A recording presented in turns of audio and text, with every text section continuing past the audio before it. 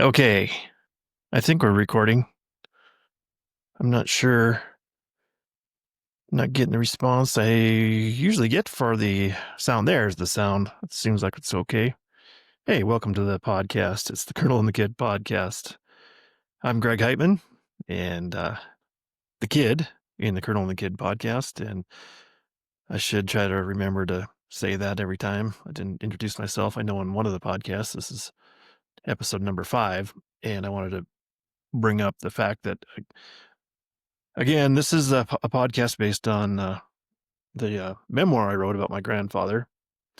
It's a memoir it's like my memoir, but it's a memoir that involves my grandfather trying to kind of document some of the history that he had, and mostly the history between him and I, as far as me being the grandson and him being the grandfather, Colonel Edwin P. Hagen Jr. And that's um, my mom's dad, my maternal grandfather, and this is the spine of my whole podcast going on right now, and we're on chapter 5 of the memoir. We'll be reading that later on today, and just to get you up to speed, it's Friday, October 3rd, and well, yeah, I guess maybe you notice I'm wearing a hat today. I'm not wearing the coonskin cap, but this is the cavalry hat that I talked about last time, and we'll just jump into that. And I'm curious to see how it's going to work out for the sound of this. I'm not wearing the headphones today at all. I'm just going microphone, no headphones. Seems like it's okay. Ran a little test before. It seemed like the sound was fine. So anyway, but I'm wearing the hat, so I'm going to hold up the book that I failed to do last time. As far as wearing the hat, I held up the book, and I'm happy to say that it seems like I figured out that when I'm looking at myself doing the podcast, things are backwards in the way I see them, but when it's actually produced and you see it on your video producer, the YouTube video. I guess that's pretty much. I think it's the only video that's getting out there. If you want to look at the video, if you can, but you can just listen. But anyway, I'm holding up the book for those that are just listening, and it's backwards to me when I look at it as this podcast is being recorded, but apparently it's all magically fixed when you see it in the video. So don't worry about it being backwards or me talking about stuff being backwards. It's pretty funny to me when I discovered that. So that was good news though, because I didn't have to work to try to find any more settings or change anything, and I was just able to go ahead and not worry about that anymore. It just looks backwards to me, not backwards to anybody else. Pretty cool. So anyway, there's the back of the book too.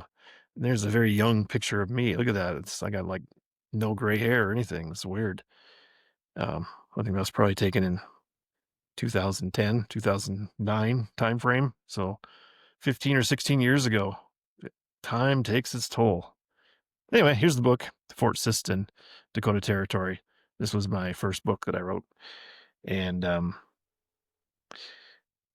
later on in the podcast, one of the chapters talks about Fort Siston and my grandpa's role in doing that, and we'll save that for later. But I'm wearing the hat today. This is my cavalry hat, Stetson hat. I really like it. I don't wear this kind of hat that much, but special occasion today to wear it out for the podcast in the first podcast of October. So anyway, today's chapter is chapter 5. It's called The Horse Comb, and totally unique chapter. It's pretty short, so we'll get to that coming up. But I did want to talk about some milestones in the podcast I've reached so far. I meant to do this last time. Actually, it's probably would have been better for the 4th podcast, even the 3rd podcast when I was recording it. But I don't really want to talk about it when I'm recording, because something goes wrong and then it could have been a failure. But anyway, this is the 5th podcast, and I was doing some research. And I think maybe I mentioned this before a little bit. And I know I've talked to people about this, that there are, according to some of the stats that I heard, and I did some research before I started the podcast, is that there's about 4.5 million podcasts out there. So there's a lot of podcasts, but according to the statistics that I don't know who keeps these statistics. I think maybe it's some of the production companies that that you actually do your podcast on. And just FYI, I'm using Riverside Studio, Riverside.fm Studio, I think it's called. And I pay a subscription fee to do that, and does a lot of the editing and sound correction, and a lot of other stuff. So I'm not sure what other studios are out there. I know that I've listened to some podcasts that are done on Rumble Studio. That's the only other one I really know of. And I think there's other ones that are professionally done. So I don't know. They just use their own studio, professional studio. But anyway, I use Riverside, and I think Riverside does a lot of these stat keeping things too. And so they came up with the idea there's 4.5 million podcasts out there, but only 10% of those podcasts have more than 3 episodes. So I've surpassed that. It's just unbelievable. And the next milestone is the 21st episode, because if you get past 20 and get onto your 21st episode, that means you've reached the 1% of podcasts that have that many episodes. So that's what I'm striving for. I should easily do that, because my plan is, to go through the whole memoir that I have. And I know I have 52 chapters right now, but I just I know I have another chapter to write. I just thought of it, and I wanted to expand on that a little bit. I won't talk about the subject or the title of that another chapter that's going to come up. That'll be the 53rd chapter at least. And maybe there's going to be a goal. I think maybe I mentioned that before, that I wanted to have 3 volumes of 20 chapters each when I actually produce the book on Kindle. So the first volume is actually published on Kindle, and you can go purchase that. And then you can see all the photos and stuff right now that are a part of it, just electronic document at this time. And someday there might be an actual um, a hard copy book, with full color hard copy book, that I'll produce and sell. So anyway, that's something to look forward to.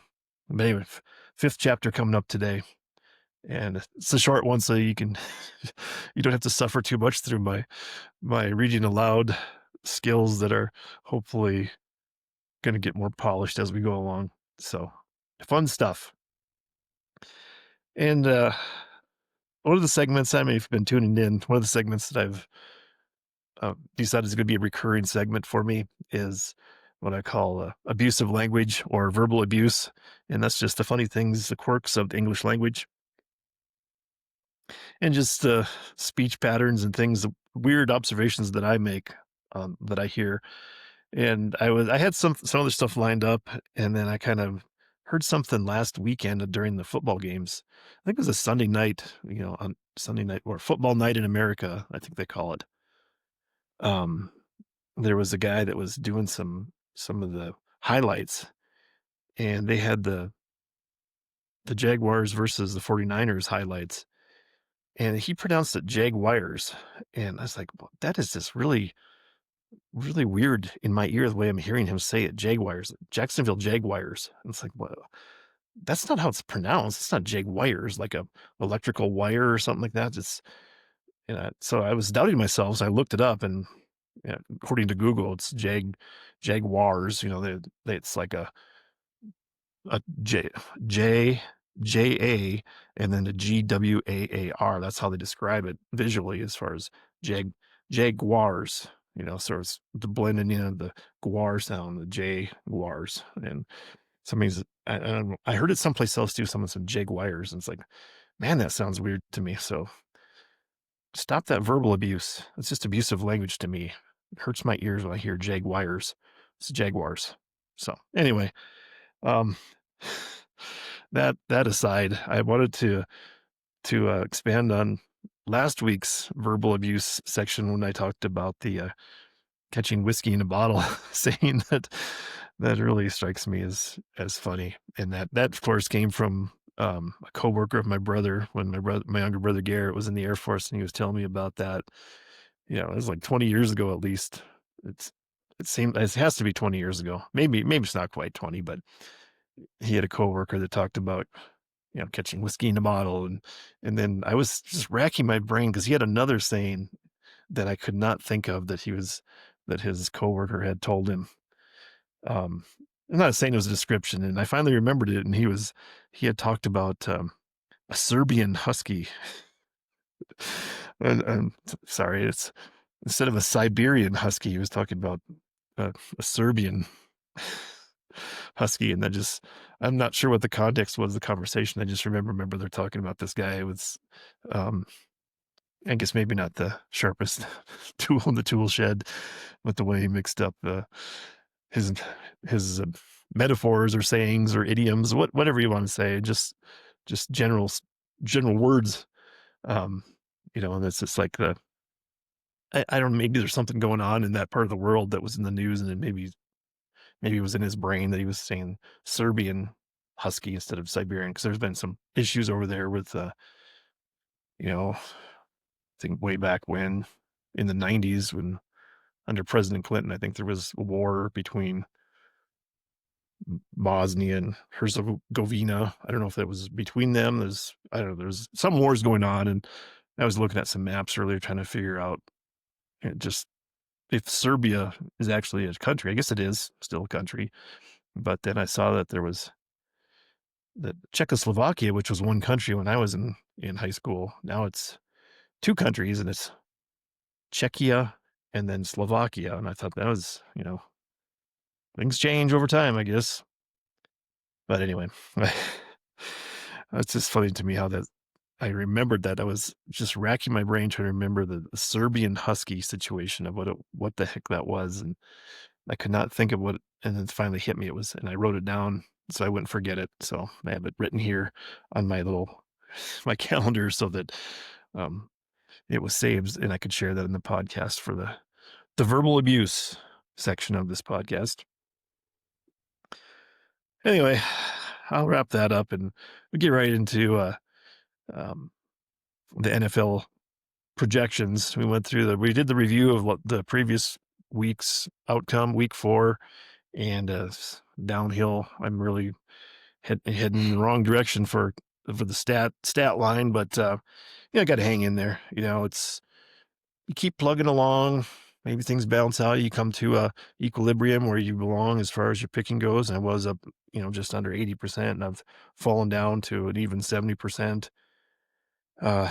Because last night's Thursday night game, it was 49ers at the Rams, and I picked the Rams, and that's just the way it is. The NFL has a parity of teams. There's just no telling who's going to win. It seems like 49ers are beat up, lots of injuries, a backup quarterback going, yet they were able to persevere. Just, I don't know, pretty good for them. I'm happy for them. I don't know. It's not my division. It's my conference, the NFC. That's where my Vikings play, the NFC. But I was just surprised, and I lost that game because I had picked the Rams. So I'm off to a rough start for week 5. But yeah, we'll go through the rest of the games, and there's the early game on Sunday. I do not like this. The Vikings are playing in London against the Browns. Vikings versus Browns, but it's technically a Browns home game, so it's the Vikings at Browns, and I'm picking the Vikings just because that's where my heart is. I think that they have a chance. I think that chance was made better because Joe Flacco has been put on the bench for Cleveland, and he's being replaced by Dylan Gabriel, a rookie quarterback. So, good luck, Cleveland. I think they have the number 1 defense in the league, but I think that the Vikings defense is right up there going against a rookie quarterback. It could be a long game for that kid. So, picking the Vikings. And I'll go through the rest pretty quickly because there's some other stuff I want to go get to and get the Colonel and Kid chapter on the record. And so let's go to the third game of the week, which I have Raiders at Colts. So that's an interesting game. This whole week it's been a struggle for me to think about these games. I make my picks early. A lot of times Sunday night I'll go through after the games have just happened. They're fresh in my mind, and the Sunday night game is on TV. I'll look at my my iPad and go through what the picks are for my fantasy, my Yahoo Fantasy League. And again, this is no money involved, just pride. I'm just in a little pick'em group for Yahoo, and look at the games, and I do it fresh on Sunday. And man, this was a tough week. Again, I'm just like, I had a bad week on week 4. Here we are, week number 5, and I'm like second guessing and just have just real no confidence going in, and even less confidence as I look at these games. So I don't know. Whatever you do, don't don't take it bet any money on my picks if you're thinking of doing that. So um Raiders at Colts, and I'm picking the Colts, but I can just see Raiders finally getting things together and winning this game, and maybe Geno Smith, a quarterback for the Raiders, going out of his head and just finally, you know, playing decent, winning a game. It's like, man, that's I, I don't know, picking the Colts, but no zero confidence in this game. And right into the next game after this, Giants at Saints, same thing. I mean, the Giants won a game against the Chargers last week, and it was a big surprise. They have a new starting quarterback, and then the Giants have a new starting quarterback at the same time during that game as the new quarterback was starting. They lost their star wide receiver Malik Neighbors to a torn ACL, just on a routine play, just jumping up trying to get a ball. It's just kind of sad to watch that. But so the Giants are playing at Saints. Saints went to Buffalo and put up a good fight in Buffalo last week. So I'm sitting here picking the Giants, and the Saints are at home against a bad team. The Saints are not a good team, so picking the Giants, but zero confidence. I would not be surprised if I start the week 0-4 or 1-4. Maybe the Vikings might pull it out, but again, no confidence in that. Just strictly betting with my heart, picking with my heart on that. I'm not betting any money again, to be clear. Cowboys at Jets. Again, the Cowboys are entertaining in the fact that they can score a lot of points, that's the best part of football to me, is just getting up and down on the field, offense, dominating the defense trying hard, but putting the points on the board. Um, excuse me. Jets coming off um, playing on Monday night, playing the Dolphins in Miami and losing, and they turned the ball over and over again and just looked bad doing that against a Miami team that was, still just no identity. And now they lost Tyreek Hill at their star wide receiver. So I'm picking the Cowboys to run up the score on the Jets in New York at the Jets. So we'll see what happens. Broncos at Eagles. This is going to be a good gauge of where these teams sit, because Broncos, I think they're 2-2, and Eagles are undefeated 4-0. I don't think the Eagles have really pulled out their stops yet in offense. They've been playing pretty tough defense, haven't really engaged on the offensive side very much, running the ball a lot. AJ Brown, their star wide receiver, complaining about not getting the ball enough, barely getting targets even during the game, not even thrown at him. But they're still winning. He's complained, not throwing a fit or anything, but just obviously saying that he's not getting the ball enough. And I think he's right, because I think you got to have that diversity in your offense. Just you can't be running the ball all the time, because you're just going to get clamped down on eventually. And so you got to be ready to spread it out a little bit. So anyway, I'm I'm advising them, and they're 4-0. So you can take my advice for whatever it's worth, which is 0 grain of salt on that as far as that goes. I'm gonna pick the Eagles at home. I think Denver's got a pretty tough team. Got a young second-year quarterback, Bo Nix, doing a pretty good job of leading the team. But I think they're young all around in a lot of their positions, and they're gonna take some time to, I guess, probably grow into what they're going to become. So Dolphins at Panthers, this bottom of the barrel teams, the lower echelon, probably the lower I mean, the bottom 10 teams as far as talent goes in the league, I would say. I think the Dolphins are favored. I'm picking the Panthers at home. I think Panthers got embarrassed last week. I think they're going to try some different stuff, get out there, and Dolphins coming off a big Monday night win and emotional win after losing Tyreek Hill. So I'm just picking Panthers on that one. Texans at Ravens. This is a toss up. I just have no confidence in the Ravens. I'm picking the Ravens just because, how far can they go down? I mean, they are they are just looking terrible. And their starting quarterback, Lamar Jackson, who has been pretty much a superstar. I think he's, two MVPs in the last 4 years. I'm not, uh, don't quote me on that, but he's been MVP. Probably could have been MVP last year. I think his stats were actually better than Josh Allen in Buffalo, but I think there was some fatigue for voting for him for MVP, and Josh Allen had a really good year last year. So Ravens are, I don't know, this is probably the make or break game for them.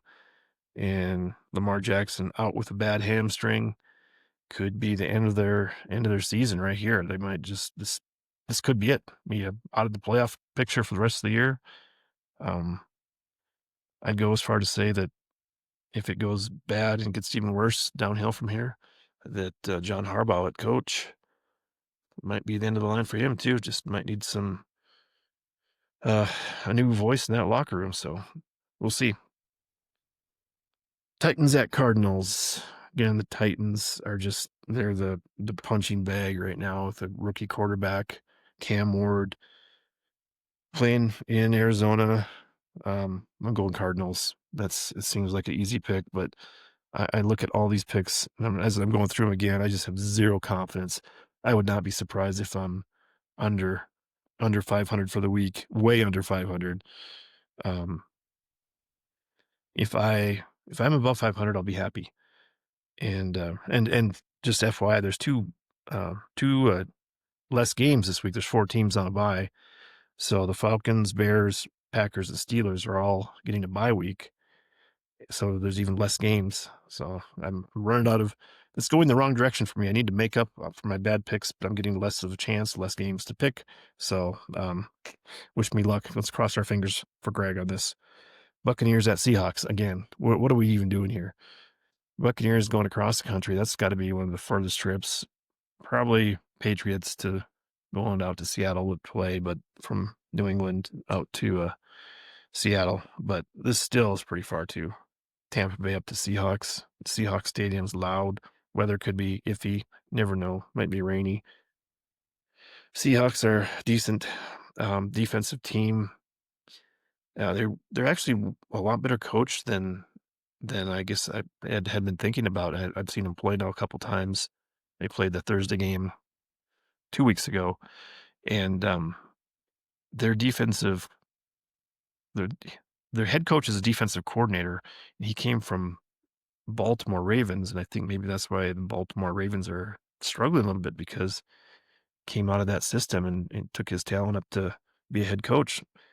So Seahawks, I mean, they could easily win this game. I'm going to give the benefit of the doubt to the Buccaneers that they have a good head coach down there, Todd Bowles, also defensive coordinator in his past and head coaching now. So um, that could be a good game to watch, actually.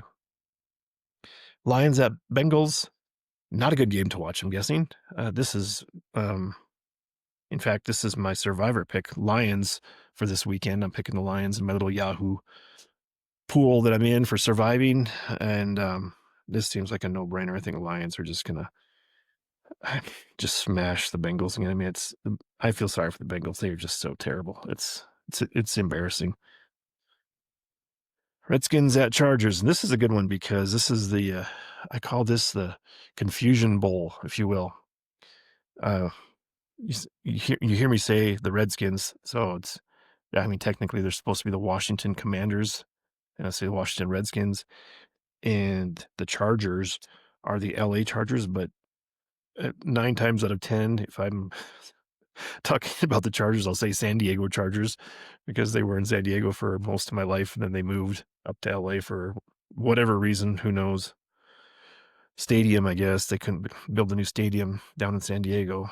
I mean, yeah, good for the taxpayers of San Diego. I'm glad that they didn't fork over the money to build these, what, $5 billion stadiums now they cost, taxpayer expense for what, 8 or 9 games in the year, in the whole year, and maybe they get some concerts. I don't know. I mean, seriously, you expect taxpayers to pay for these stadiums? That is a joke. Anyway, I'm picking the Chargers because Chargers got embarrassed by the Giants out there in New York last weekend. And I think they're going to have a little chip on their shoulder. Redskins are getting their quarterback back from injury, Jaden Daniels. So we'll see how they do, but I don't know. I mean, again, this is a toss up as far as I'm concerned. Chargers lost their one of their starting tackles to a high ankle sprain. I think he's going to be out this week, maybe a couple more weeks. And then their starting other tackle was injured preseason. So they're working from behind in the injury front. And I don't know. Let's go Chargers. Help me out. Give me a win here. Patriots at Bills. I'm picking the Bills. I think this is the Sunday night game. Yeah, Sunday night game. And I think the Bills will come to play. I think they have a big, speaking of chips on their shoulders, Bills have a big chip on their shoulder against Patriots for all the years that they were just being dominated during the Tom Brady era. And so I think they'll pull out all stops just to try to embarrass the Patriots if they can do that. But I don't know. I like the Bills. And that's one of the one of the more confident picks that I have, if I have any confidence at all, besides the Lions at Bengals. And here we are. Chiefs at Jaguars, not the Jaguars. Jaguars. I'm picking the Chiefs. I think the Chiefs have righted the ship mostly. I think they got a receiver. What's his name? Xavier Worthy he hurt his shoulder like in the first series of plays to open the season. I think that was down in Brazil, and then he's back. Came back last week and was dominating receiver for the Chiefs. I think they're gonna go ahead and go down to Jacksonville, and on Monday, this is a Monday night game, and just return to their old ways and dominate that game. Chiefs have a defense. Chiefs have pretty good defense, and defensive coordinator. What's his name? Spagliano, something like that. Don't quote me on that. Spags, I think they call him, the defensive coordinator. So I think that they'll go ahead and put that one up in the confidence pool there. I'm gonna say Lions, Bills, and Chiefs. I think those are your top sure bets if you're gonna bet some money. Don't bet. It's not worth it. I mean, as you can see, just even picking games straight up with no line, nothing. I'm only getting 70% right, and I was above 500 last week, but this could be the week that I dip below 500 overall for the week, not overall, but 45-19 on the year. That includes last night's loss with stupid Rams losing against the 49ers, which that's a trap game. Trapped me into losing. So we'll see how it goes. I'm enjoying the season so far, and it's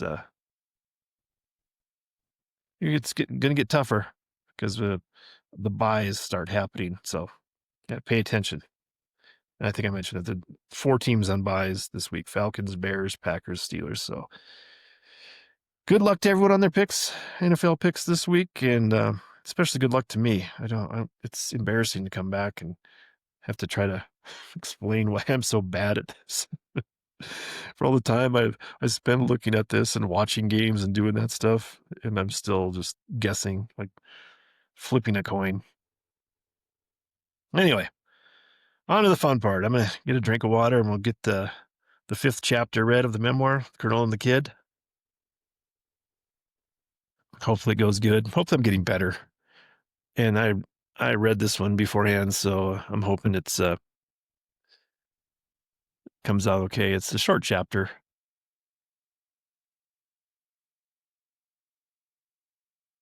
For some reason, I can't seem to get it called up here on the teleprompter, if you will. Anyway, chapter 5, the horse comb. And as usual, I like to start each chapter with a quote, and this quote's from Herman Melville, and it says, quote, "No philosophers so thoroughly comprehend us as dogs and horses," end quote. And just a little commentary on that using the philosophers that have, I guess, tried to philosophize over the years, trying to compare us, try to figure out who we are. And the two things that Herman Melville references here, that dogs and horses, they know people. They know their owners and their friends. And,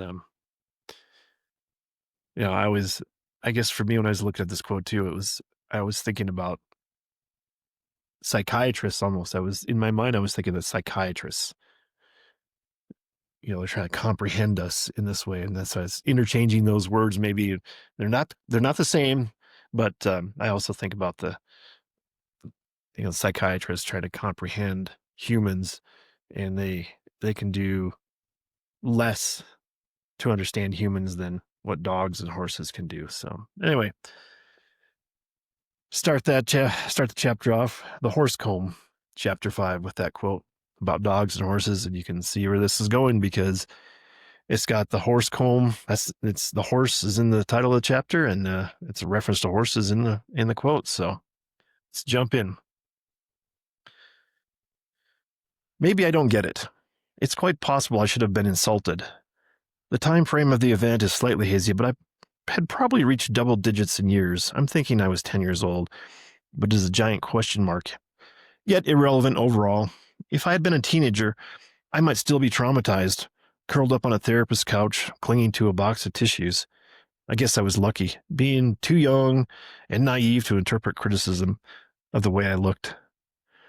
As it stands, I consider it some measure of tit for tat directed at Grandpa, the notorious teaser that he was. What, pray tell, is all this leading up to? It's hygiene. More specifically, as a child, I was not keen on combing my hair. Hence, in one of the visits to see Grandma and Grandpa, I was given the gift of a horse comb. Or as the slogan printed on the comb denotes, your horse's best friend. Let me say this. You have a weird horse if its best friend is a comb. So I have the couple photos of the horse comb, and I'll read the caption and then describe the photos. And then for the video podcast, I'll insert these photos into I'll overlay them on the video so you can see them. But the caption reads, "Photos of the horse comb, an early gift from Grandpa." And then the first photo, they're side by side, and it's just the front and the back of the horse comb. Then the one, and it's a red comb with big teeth. And it's not like a human comb where it's got finer teeth, and a lot of times the teeth are bigger on one end and they kind of taper down to smaller size on the other end. This is just big teeth in the comb. And one side of the comb says, "Your horse's best friend." And there's a little picture of a horse there. And then on the other side of the comb, it says, "Clark Feeds and Western Store, Paramount, California." And then there's I don't know, it's a phone number. I guess it's too small for me to read because my eyes are getting bad. But anyway, and then it's just the size of the comb is, I have a little quarter for reference of the size, and it looks like the comb is about 3.5 inches long and maybe 2 inches tall. And it's got a little hole in the top of the comb. I guess you can put your finger in there and hold the comb better when you're combing the horse's mane and tail. And it's just, I mean, it's really funny to me to even think about this story. I just, maybe I'll make some comments after the story. I'm going to try to finish reading it if I can control my own laughter here. I never gave it much thought until now, but it probably got under Grandpa's skin, at least a little bit, that I didn't get the hint. The not so subtle hint that I should comb my hair and be more conscious of what I look like fell upon deaf ears. Oblivious does not begin to describe my lack of understanding that my unkempt hair could reflect upon others. Yikes. I look back at my youthful energy and shudder to think about the cloud of embarrassment that floated around me. Hopefully, that's all in the past. If it is in the past, it probably won't stay there long. You get to a certain age, and the way you look becomes the least of your worries. And on top of that, you care less and less what other people think. Grandpa was a gentleman. Really, an officer and gentleman. Just hold your horses. Ha ha. I'll eventually get to his military service. Like previously mentioned, he was careful with my feelings, with his suggestions about combing my hair. He used a brilliant psychological tool, deflection, to buffer the harshness of his criticism by using a comb as a distraction. Obviously, he could have just handed me a black plastic comb and said, use it. But in my case, there was no commentary, just a red plastic horse comb, kind of a comical gift. I imagine he enjoyed his own humor privately, but not at my expense or to an audience of my brothers and cousins. I still have the comb, the red horse comb. I dug it out of the decorative wooden box, the Winchester ammunition box that stores a bunch of my trinkets and treasures from yesteryear. The horse comb still looks new, brand new. To hold it in my hands is kind of weird in some sense. Maybe I'm looking for that conduit to the past. It'll inspire other memories that I can record. It did jog some thoughts, a couple of quotes from Grandpa that I will fit into later chapters. I took some notes on those words that came into my head so I wouldn't forget them. The teeth of the horse comb are large and not conducive to styling a human's hair. Yet I ran that comb through my thinning hair with a smile on my face.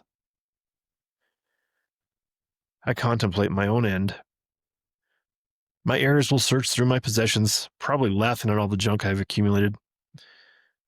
Hope they find some things of value here and there.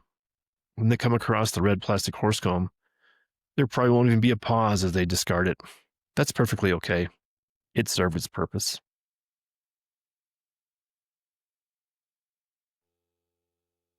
And then I have another photo, um, and I'll read the caption and describe it.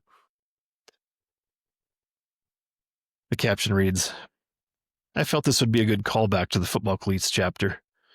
My hair is not as unkempt as the photos from that chapter, but this photo includes some special items in the background. Behind me, you will see my family's set of encyclopedias just above the stereo cabinet, the hi-fi. I have such fond memories of both items, plus get a little of that orange shag carpet. So the photo is me holding my punt, pass, and kick trophy in front of me. I'm wearing my Minnesota Vikings pajama top and looks like some white cutoff shorts. And they got a lot of frill, the cottony from where the cut is on the shorts. And I didn't even realize that. I thought they were just pajama bottoms when I saw the other photos before. But I got a big smile on my face. I'm really grinning. My hair is kind of it's pushed down, but it's just kind of all over the place on my forehead and kind of going different directions. It almost looks like I could shape that into more like the Count Dracula haircut. Really easily just put a point coming down in the front of my head. But then there's the encyclopedias in the background that are, I wish I had them. I don't know, because there was some classic stuff in those. There's like the children's volumes that we had too. And they had this one, maybe I describe it another place later in the memoir, but I'll double down on the description of the one volume that had like a little frog, little overlays, transparent overlays that you could look at, and it would show like the skeleton and the organs and the muscles of a frog. It's just so fascinating to me. I remember looking at that all the time. And I know that they had in the A was one of the bigger volumes. They had the airplanes, and I remember looking at that just over and over again because they had like all these military World War II planes, and just paintings of them in the encyclopedia on back to back pages. And the one that I can just distinctly remember was the Spitfire airplane, fighter airplane from that was in England's fighter plane that helped try to shoot down all the German bombers when they were bombing London and the rest of England during World War II. And I remember that camouflage painting was, and it was like this purplish hues and stuff, different from the green and brown camouflage I remember most camouflage being. And I remember having a model airplane that I painted that way based on that, based on the one I'd seen in encyclopedia. And maybe I'll do some research on Google and see if I can come up with that photo of that encyclopedia page and just have it for my nostalgic remembrance. Anyway, good times. And then, of course, there's the hi-fi, just huge stereo cabinet behind me. I mean, it's probably as big as me, probably 4 feet long, maybe 5 feet long. Has the built-in speakers. I remember that you could they had the stereo turntable was inside, and you could lift up the cabinet, and that's change the records through that. And I mean, state of the art for the 1960s, but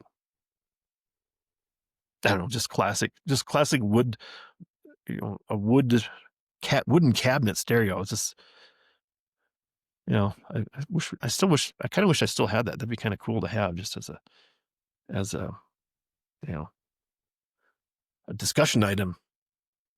Um, when if you have a party, if you ever have a party at your house, you could check out my classic stereo here. Now you can just play every song you want on some little electronic, what do they call them, a turtle box now, it's a waterproof little box, and get pretty good sound out of them. Great sound, really. But it's just not as cool as a wooden cabinet like that, in my opinion, anyway. So, and of course, then there's the orange shag carpet of the 70s. I think that this photo was 1977, so it's pretty pretty much in the depth of the shag carpet. Anyway, back to the chapter. I'll finish off the chapter. With kind of went on blabbing on about that last photo, but finally, there's a good life lesson here. You can give a person a horse comb, but you can't make them use it. I'm sorry, I'm laughing at my own jokes here. That really made me laugh when I typed that. I think it's a good variation of that old adage, and I'd like to end the chapter with a quote. And here's the quote from John Haywood in circa 1546. I was doing some research trying to figure out this classic quote, and you'll get it, you'll hear it. Quote: "You can lead a horse to water, but you can't make them drink." End quote. I mean, it's a classic quote, and I've had said that, many times, referring to things where you try to tell people what to do or help them, and you know, you know, they don't do it, and you say, "Oh, I can lead a horse to water, can't make them drink." And I finally looked it up, and I don't remember what or who John Haywood was, but I was surprised to see that it was from 1546. I mean, it's a long time ago. So anyway, well, that concludes the chapter for the Colonel and the Kid memoir today, chapter 5. Next chapter, just a little preview, chapter 6, the hose. So you can start making your guess of what that's going to be like. We'll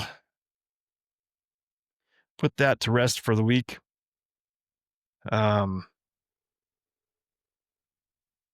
did want to say that I can't imagine there's anybody else in the world that has that similar story as their grandfather giving them a gift of a horse comb, trying to get them to comb their hair. I feel like it's got to be just one off, one in the world that had that.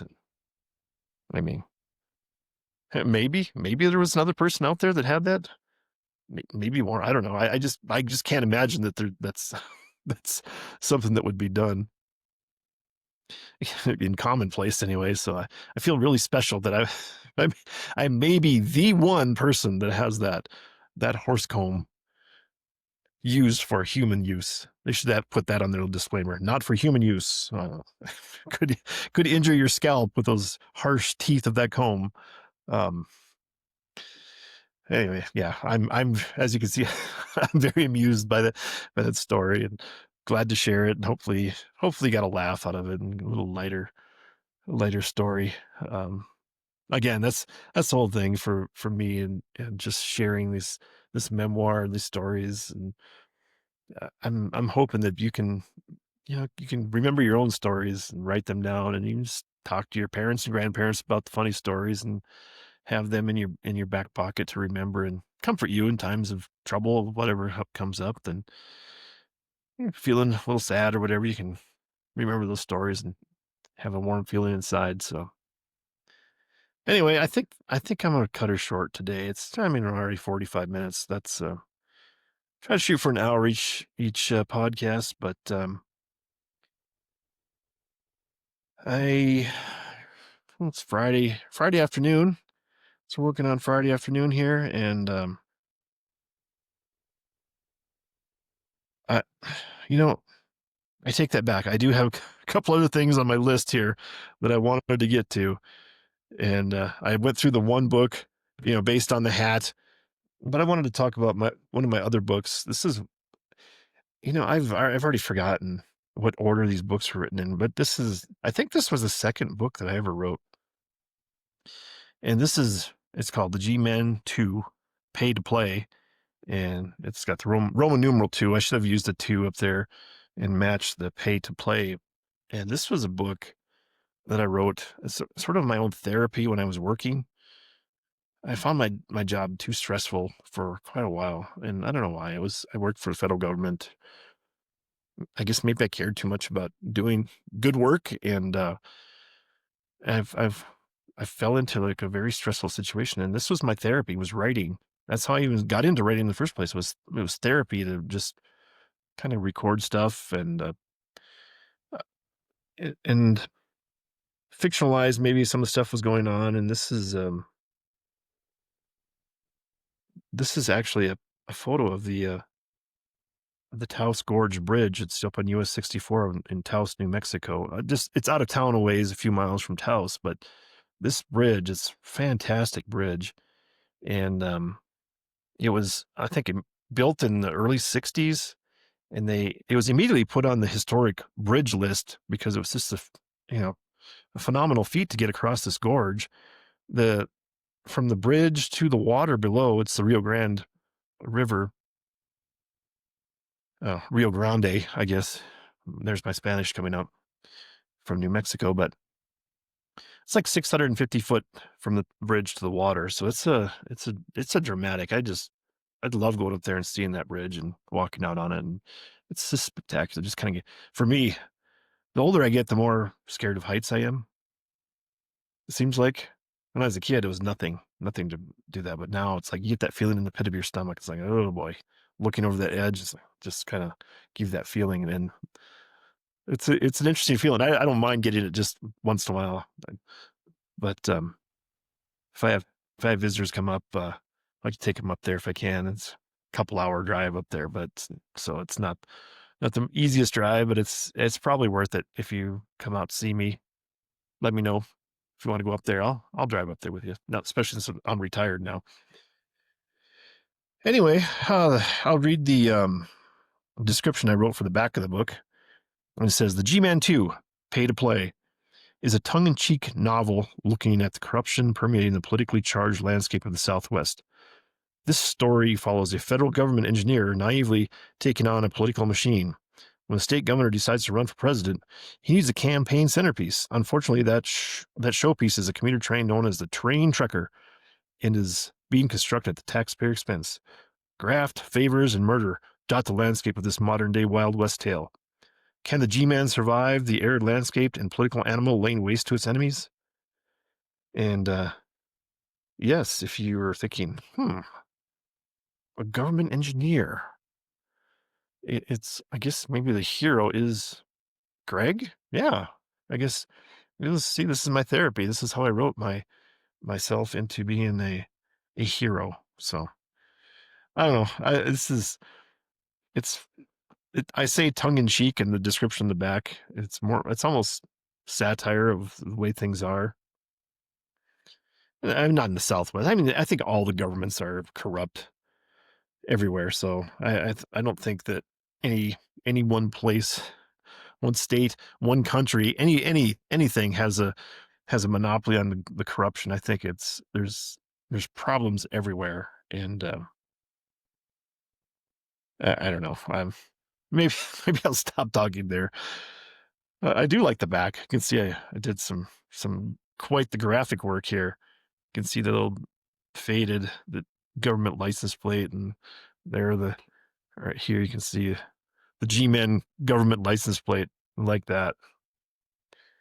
So then again, there's me. That's the same photo I think I had in the other book, from 15 or 16 years ago, looking nice and young. No gray beard back then. So awesome. Anyway, and I bring that up because I said I was going to end the podcast short, but now we're into it. We're going to get the full hour, I guess, out of this. Next episodes we'll talk about some of the other books, but I wanted to bring those two books and bring this one back. And I failed to read the part here. It says, Greg Heitmann hails from South Dakota, but has resided in New Mexico since 2004. New Mexico and its quirky politics sparked Greg's imagination and soon began his creative writing journey in the land of enchantment. And below that says, The G-Man 2, Pay to Play, is Greg's second novel and is based on a screenplay of the same name. His first novel was a Western entitled Fort Siston, Dakota Territory. You can find out more about Greg at his website, www.thegman.com. Contact him via email at g_mann_jr@yahoo.com. And yeah, feel free to email me if you want. I'll respond. I check my email every day. Not as much as I used to, but now that I'm retired, I'm very busy, so I don't have as much time to check my email. So, kind of maybe when I was working, maybe I check my personal email a little more because as a distraction from the actual work. Only on my breaks, only on qualified breaks, the morning break, lunch break, and afternoon break. So I was trying to stay within the rules. So anyway, I wanted to make sure I was marketing my books today. Got the Fort Siston, Dakota Territory book and the G-Man 2 Pay to Play book marketed. So my manager will give me the thumbs up saying, good work, Greg. If I had a manager, that's what they would say. And I noticed here that I did have one other thing, and I wanted to bring it up after I saw my notes. Instead of cutting the podcast short, I wanted to talk about the music segment, which I like to have for each podcast. And I would have felt really bad if I would have cut this off, because it was funny today that when I go for a walk in the morning, a lot of times I'll see the Rail Runner, was the inspiration for what I call the terrain trekker in the G-Man book, the G-Man 2 Pay to Play book. So that commuter rail runs from Santa Fe down to Albuquerque, and there's a lot of government workers that live in Albuquerque because it's way cheaper. So they take that train as a commuter rail up into Santa Fe each day, and keeps the cars off the road. I think they get a discount. Maybe the state pays or subsidizes their train ticket for that, their train fare. So I see that train going by. It's pretty close to my neighborhood. It's probably like 2 blocks away. I mean, I can hear it from my house when it's going by, actually. But when I go for a walk in the morning, when it comes by, it's about 10:20 a.m. It's pretty consistent. And we have a family Snapchat group, and I take a lot of times I'll take a little video of that, and I'll put some train music, a song that references trains, a little snippet, like a 20-second clip of the little video, and I'll send that to the family Snapchat group. And today I actually I saw it go by. It was like 10:23, I think, when it went by. So I took a little 20-second video, and I went on Snapchat and found the musical reference I wanted to put, and it was Waylon Jennings, Lukenbach, Texas. And in parentheses, back to the basics of love. And that's the title of the song. I put that song in there, but the lyrics that were included in that portion of the song, it says, Hank Williams pain songs, Lou Berry's train songs, and Blue Eyes crying in the rain. So it talked about the train in his lyrics, and I wanted to include that with that little video clip. And that was, I thought, very creative. So you're welcome. And I can't play that because that'd be a copyright violation of this on the podcast from the actual music. But it's funny, that song Lukenbach, Texas, from Hank, not Hank, from Waylon Jennings. Um, it's funny about that because I think that picture of the hi-fi stereo, the stereo cabinet that I showed earlier. Um, I remember playing that album on that stereo, and it's a classic album. It's from this old Waylon is named the the album, like OL apostrophe Waylon, winning Waylon Jennings, and they're part of the Outlaw Country, and just it's burned into my memory of that picture on the album. He's holding his guitar, and then that little, I guess, complimentary album that was the Outlaws, and it was Waylon Jennings and Jesse Coulter and Willie Nelson and Tom Paul Glazer. They had this Outlaw album, and those got played a lot on that stereo, and they're just burned into my mind as far as that goes. Maybe I can get those photos uploaded on here too. See if I think I got those albums, at least the CDs, and I can find that artwork and take a picture and put them up there so you can see them. Um, and finally, in the musical section, I heard on the radio today that it was Lindsey Buckingham's birthday, and I don't know, I'm stunned to hear. I'm speechless to even talk about it. It was his birthday. He's 76 years old, and I'm assuming people know who Lindsey Buckingham is. Maybe you don't know, but he was one of the one of the critical members of Fleetwood Mac when they hit it big. He was a singer, songwriter, and I guess he dragged his girlfriend at the time, Stevie Nicks, in with him into Fleetwood Mac. And I think he said, I don't think I can't join without bringing Stevie into the band. And they said, oh, okay, if that's the way it's got to be. They brought her in, and Fleetwood Mac's fortunes just went through the roof. They're just an unbelievable band, lots of great tunes. And I do say, I don't know how I stumbled upon it, and I just, for some reason, musically, Lindsey Buckingham and the song Trouble, I I categorize that as my number one song of all time and my favorite song of all time.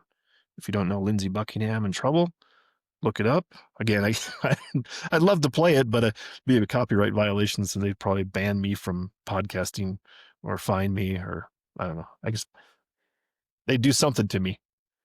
I'd be thrown off of podcast airwaves or whatever you call these. So I won't play that. I just encourage you to look up Trouble by Lindsey Buckingham, and I wish him happy birthday. Happy birthday, Lindsey. If you're listening, wouldn't that be something if he was listening and he contacted me and thanked me for wishing him happy birthday? Let's not hold our breath if that's going to happen. But Lindsey Buckingham, he has my number one song of all time favorite song, Trouble. So anyway, with that, yeah, we're bumped up right up to the 1 hour. So I think I'm going to sign off, and as usual, I want to go out on a positive note here with you, and for you, drag you along with me in the positivity realm, and just stay on the up and up. And part of part of the positivity is taking action. Just be proactive. It's up to you to have that good attitude. I put it on you to go forward and make the decisions you need to make. Don't procrastinate them. I'm sitting here, there's a lot of stuff I could be doing, but I'm doing a podcast because I want to do this podcast, share my thoughts, and encourage you to do the same thing.